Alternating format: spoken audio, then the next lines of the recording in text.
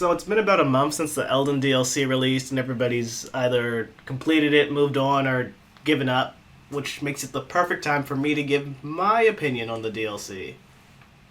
And I liked it. I enjoyed it. The overall experience, I pretty much got everything that I wanted. I wanted more discovery and more challenge, and I pretty much got both those things. A lot of the fun of the base game can be found here with just that feeling of how the first Elden Ring is just such a good game that it kind of like becomes a part of your life and you just want to play it more. And I got more Elden Ring basically. But when it came out, a lot of people were mixed on the DLC, and they were mixed on the difficulty. And the short answer for that is that basically Elden Ring's a game that's very easy to be comfortable in. Base Elden Ring handles difficulty by saying, it's a big world out there, just go find it out, what works for you, and go have fun. Which is great. It's what made the game a 10 out of 10 masterpiece that everybody could enjoy. But it's very easy to get comfortable. It's very easy to just not have to deal with things you don't want to eventually become not overpowered, but just like amass lots of stats and things. And you just have lots of encounters where you just run over things with pure stats. And you can't really do that in the DLC. Well, you can, but not as easily. The DLC is mostly like back to classic Dark Souls rules where if you're not careful, if you're overconfident, and you're just running into everything thinking you're gonna beat it with just brute force, then you're probably gonna die. You die a lot if you do that, if you're just not careful. But like classic Dark Souls rules, pretty much a lot of this can just be avoided. So I think it's fine. I think it mostly evens out in terms of difficulty. It's not all perfect, but it's pretty great. Let's talk about enemies. I enjoyed a lot of the new enemies added into the game. I didn't expect so many creepy enemies like spider scorpions, the jar monsters, the creepy ghost worms. I didn't expect so many creepy enemies to just be added into the game. And I like the fire Mesmer's Fire Knights, how just on a dime they can just quickly turn it around on you and you're dead. I like how the Hornset Warriors can be so aggressive and just run you down. And I also like the Gravebirds. I think the Gravebirds are a cool idea from the Deathrite bosses that you usually fight. It's not all good, though. Well, it's mostly good. I think the DLC also introduced probably the worst enemy in every Souls game, in any Souls game. It's probably not fair to say that. It's probably not 100% fair for me to say that, but I really hated the fire giant Wickerman guys.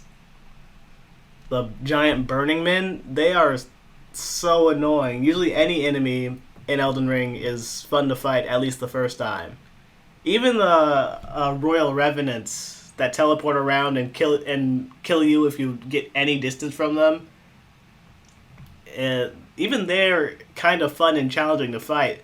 The giant burning men are so annoying. They do these huge fire stomps that kill you in one hit. And I know I said it's not really a problem if you die very quickly in Elden Ring, but when an enemy is as tanky as those guys are, take as many hits as those guys do, and also aren't actually hard to fight, they're just annoying because of how tedious the whole process is of running in, getting a few hits, jumping away, running in, getting a few hits, jumping away.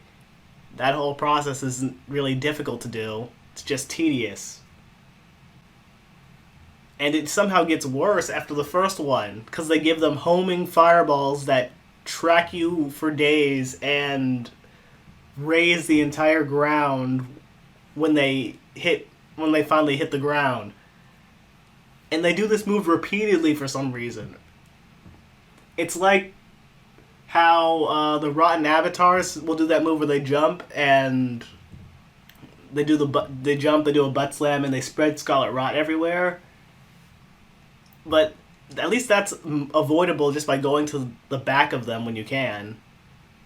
But it's just so terrible with that. They're just so annoying. It's so I don't understand how anybody would like fighting an enemy like that. I think the idea is that you're supposed to you craft a bomb that you get after killing the first one and just use that to help kill all the rest of them. But even then, I that just seems like a annoying process still. I just hate them. I just don't find them interesting in any way to fight. The design is interesting, but the actual process of fighting them is awful. It feels like it just feels awful to me. Also, I think dragons lose too. You kill so many dragons in base Elden Ring that after your first time through the game, you will just never want to kill dragons again because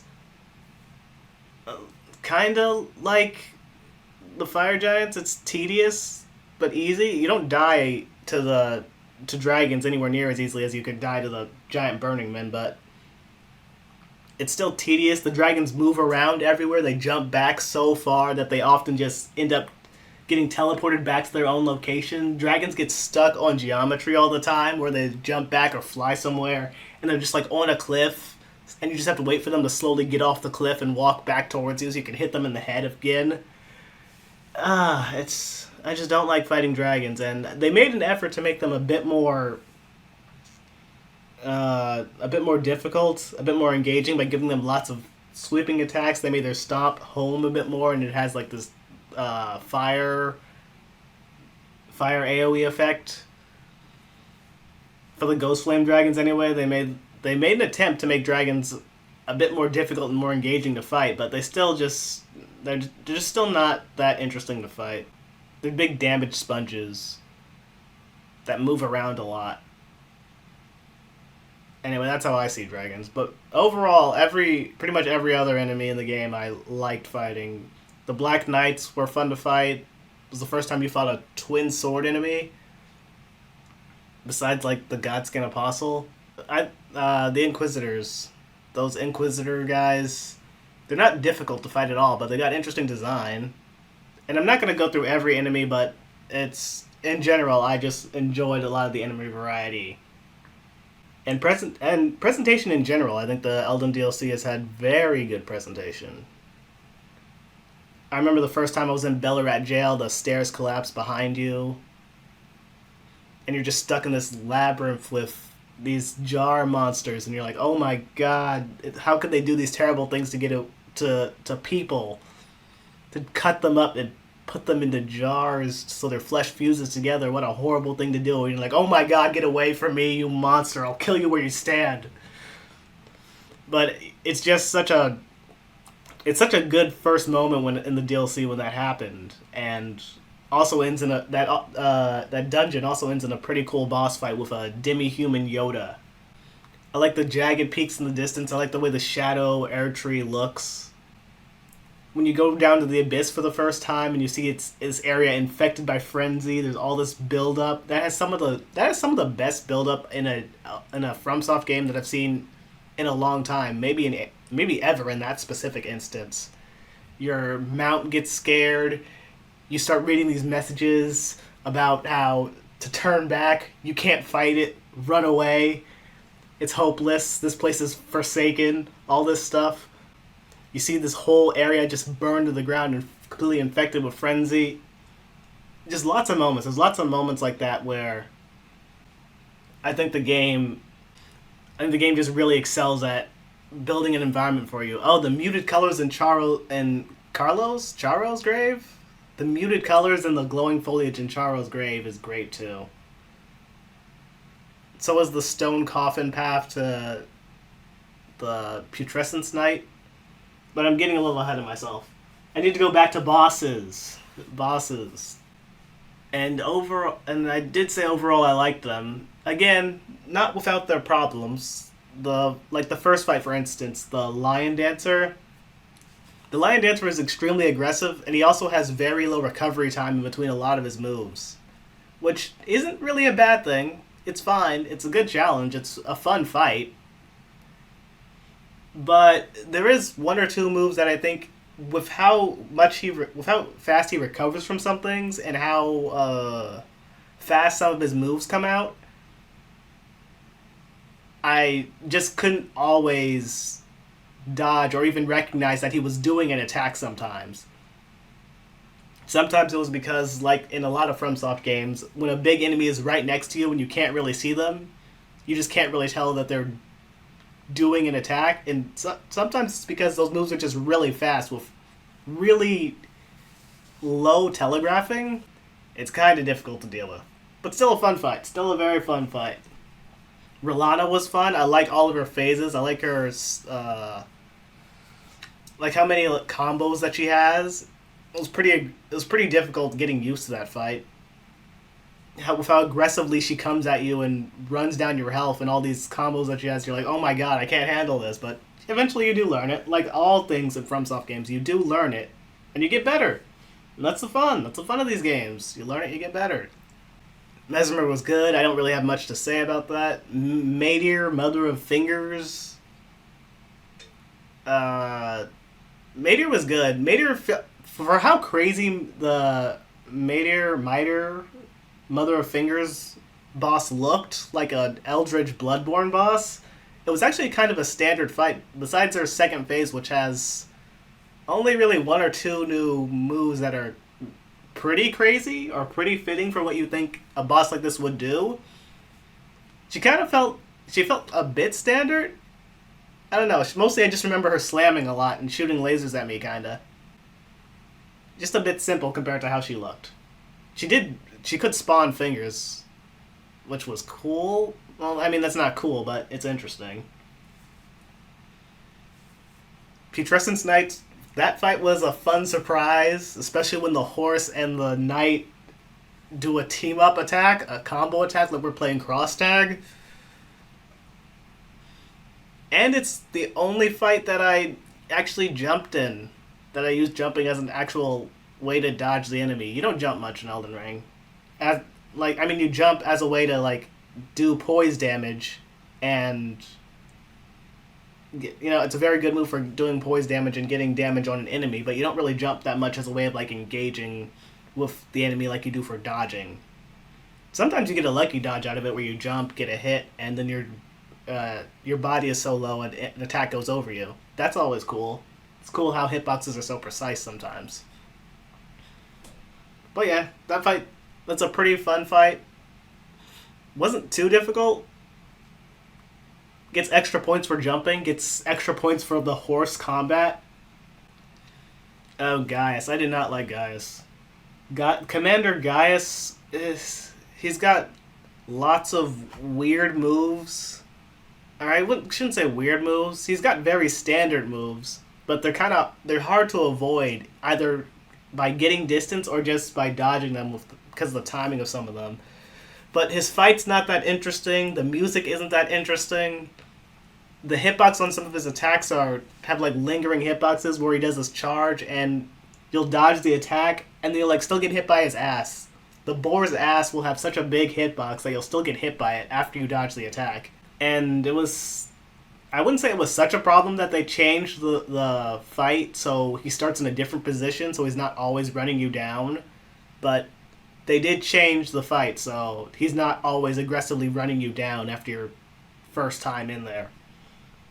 Which is probably a good change because that was kind of annoying. It's still I still don't find it that very fun of a fight. He spawns gravity. He starts using gravity in his second phase. It's also has really tight timing. That's difficult to dodge. I just don't like Gaius. Gaius is annoying. The Scoutry Avatar is pretty easy. It was a surprise to have a giant sunflower start fighting you and bleeding you out.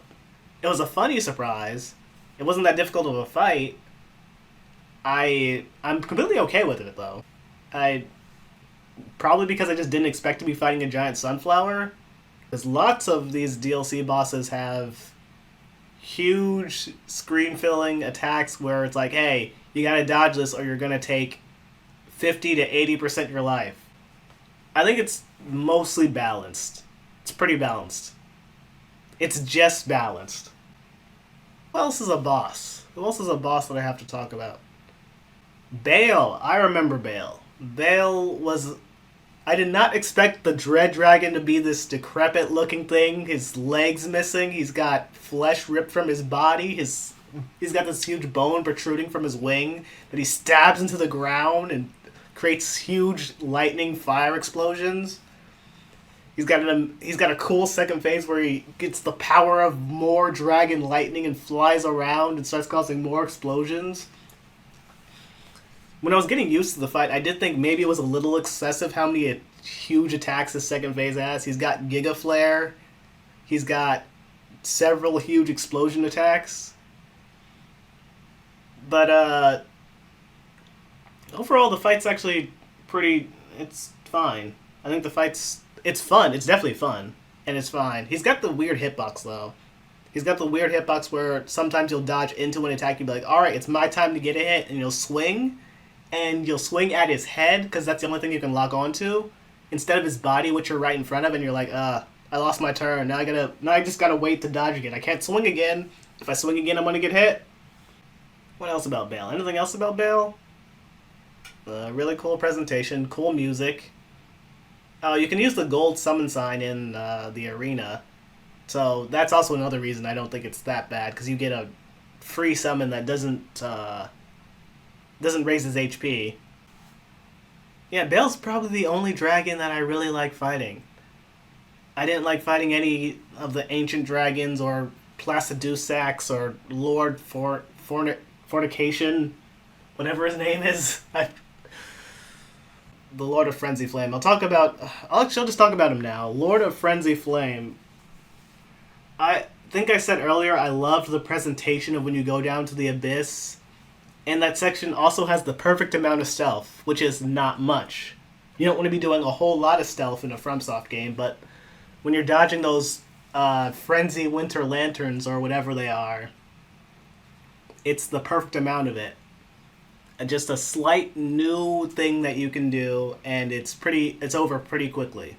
And once you get to the mansion, you hear screams, you see all this destruction, all this death. You wind your way around like you're playing a Resident Evil game, opening bookcases and climbing over rafters, jumping on chandeliers, breaking down hidden walls. They tell you must leave this place because of your foolishness. The fire's going to consume you whole. And you finally make it to the boss. The boss is this decrepit old man completely impaled by a spear through his head.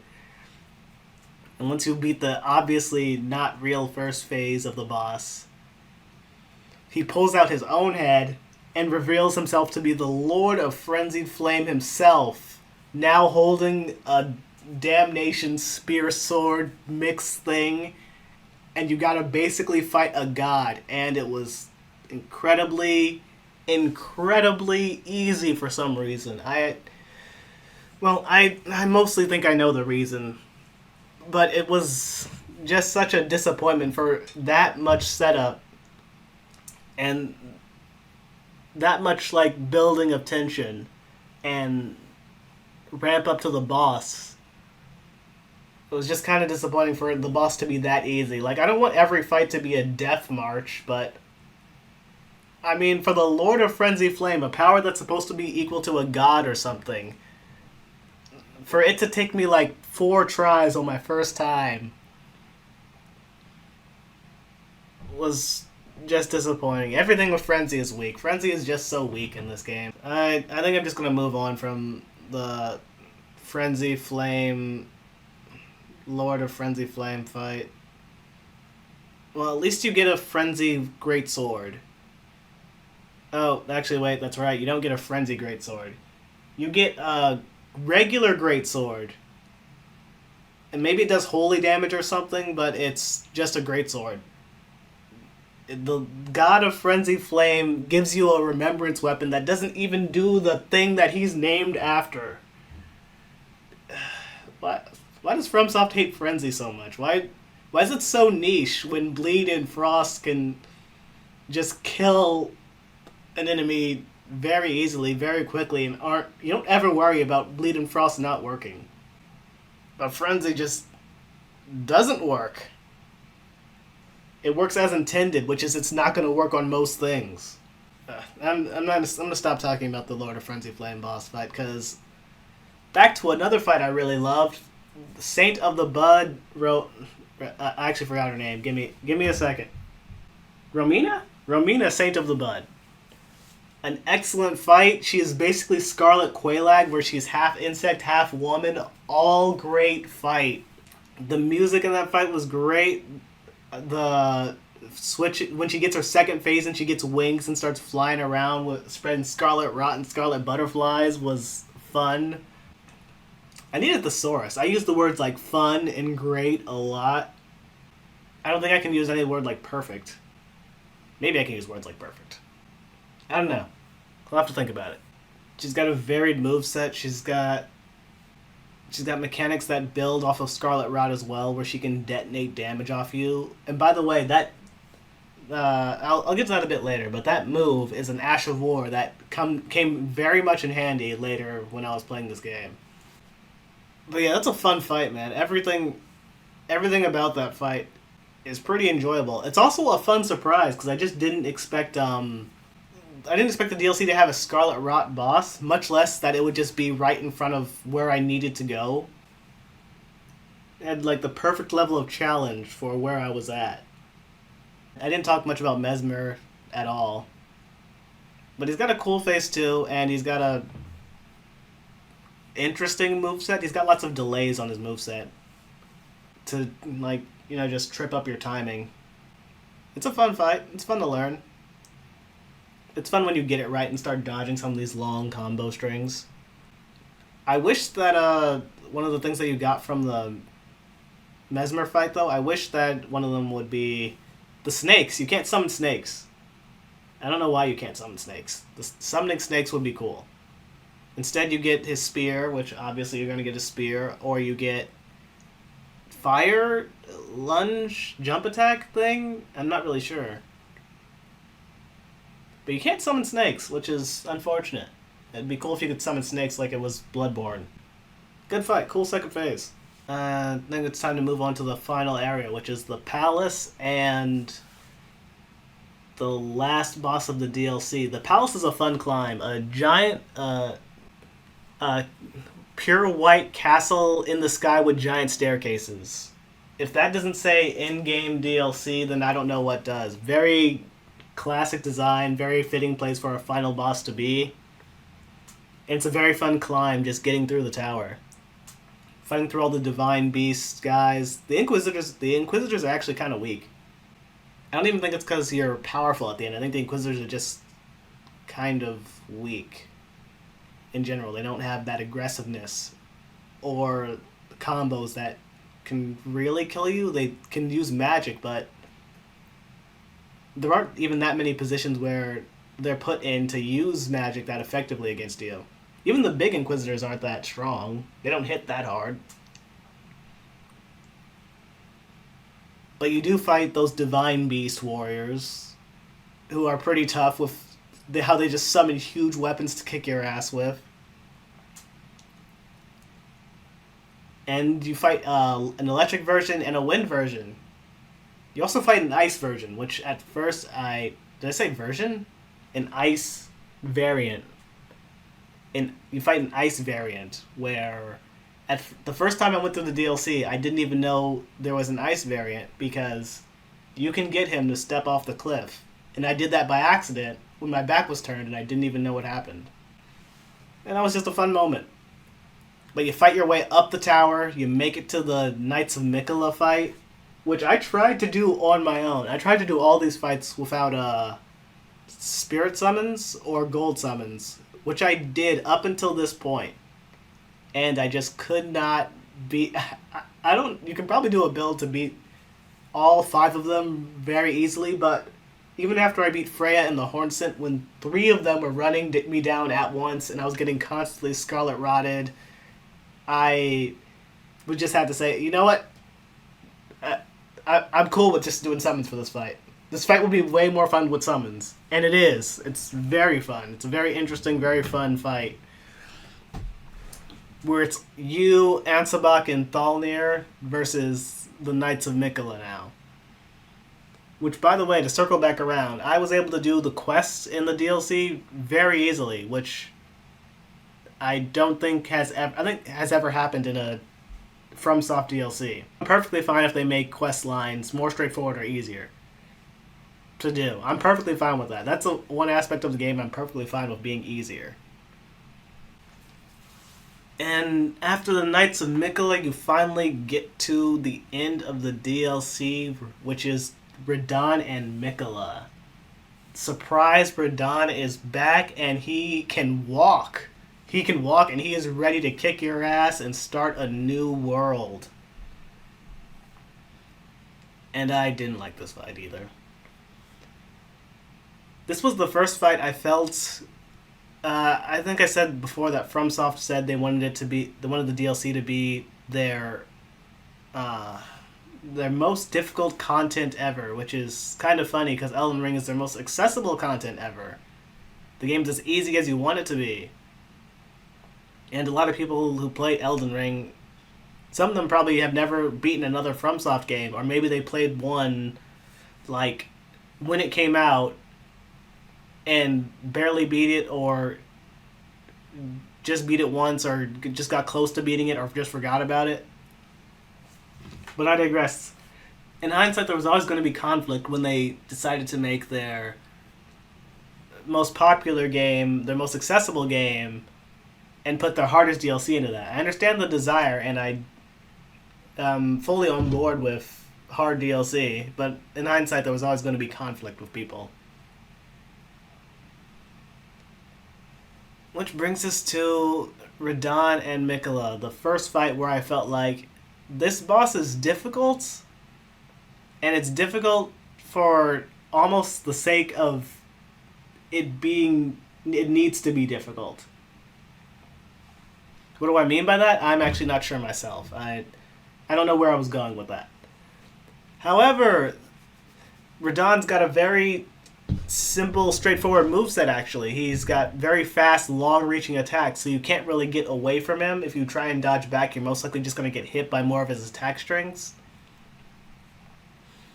The speed at which some of his attacks come out make it hard to get used to the timing or get used to the dodging of the attacks. And he's got some attacks that I just never could get the timing down with. One of his attacks where he crosses his arms and makes a big shockwave, I could never dodge that attack intentionally. The attack where he flies up into the air and throws meteors at you, I couldn't get that. I couldn't dodge that consistently either, unless I switched to a light equipment load. However, that wasn't really the problem. Those things in the first phase weren't really a problem, and I wasn't really bothered by. It's not like in any boss, even if I can dodge all the attacks, I do, so... it's not that big of a deal. If I get hit, I just gotta win. And get hit a bit less next time. But in the second phase was where some of the problems, for me, actually showed up. Where all of his attacks now are accompanied by huge pillars of light that narrow down where you can dodge. They can clip you, and if you get clipped by them, you might not be able to move, and you get hit by the next attack and you die. He's also got these huge explosion attacks where you have to immediately exit the area or else you're definitely getting hit. But the hardest of all was these light speed slash attacks where he teleports around and does these very high damaging, hard to dodge light speed slash, especially the one where he jumps in the air and does multiple light speed slashes at you. I could not dodge that consistently at all either. And with that, it did such huge damage to me and killed me so many times. I died so many times to that attack in particular that after 12 hours, I couldn't really figure out what I needed to do better. And I also wasn't really having fun with this last fight. And just for reference, I spent 3 days trying to beat Melania. I had fun. I had a lot of fun with that fight. I had a lot of fun learning that fight. Every death I felt completely like it was my fault, like I was messing up, like I was doing something wrong. And I enjoyed getting better at it, learning it, and eventually I won. And that felt like an amazing moment. With this fight, I just couldn't get any semblance of what am I doing wrong? And how can I avoid this? How can I even not get hit by some of these moves? Some of these things, like I said, it's not that big a deal if I can't dodge some attacks. I don't dodge things all the time anyway. But with this fight, it felt like so many things were adding up to be unavoidable that I just could not. I couldn't deal with it properly. I couldn't improve.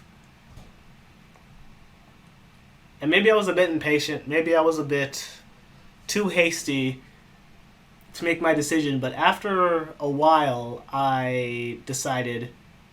After a while, I saw people like Ghost in the arena, and for some reason, lots of them were using great shields. And I thought to myself, what if I just changed to a great shield? And what if I just poked him? Like, I had a cold lance that was like plus 23? And I decided, what if I just put on a great shield and use the lance to poke him?